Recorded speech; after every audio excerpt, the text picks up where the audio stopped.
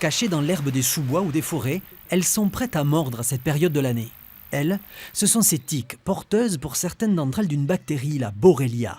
Chaque année, elles contaminent en France au moins 26 000 personnes qui développent la maladie de Lyme. Cette maladie, aujourd'hui, se développe au vu du changement climatique, des hivers de plus en plus doux. Les tiques résistent effectivement à des hivers doux, donc elles prolifèrent. Et derrière, effectivement, nous avons de plus en plus de cas qui apparaissent.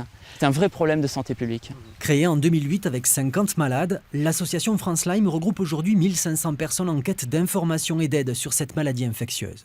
Marie-Cécile a été mordue par une tique à l'âge de 17 ans. Ce n'est que 12 ans plus tard que le diagnostic a été posé. Et malgré ces traitements, la maladie de Lyme se manifeste toujours. J'ai tendance à perdre la vue. Ça peut être aussi une paralysie faciale, ça peut être au niveau du corps. Les membres qui peuvent se paralyser.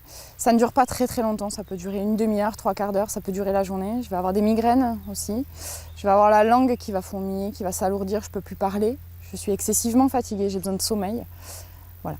Ces symptômes, ce médecin généraliste béarnais les connaît bien.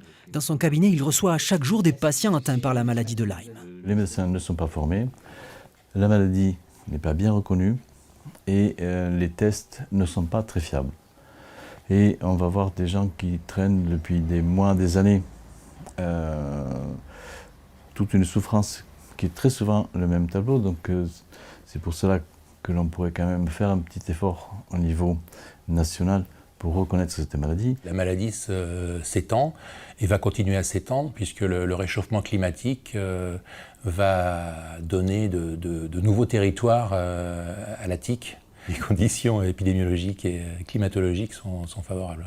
Prudence donc en rentrant de balade, inspection corporelle impérative et en cas de fièvre et de rougeur grossissant autour d'une morsure, consultez un médecin.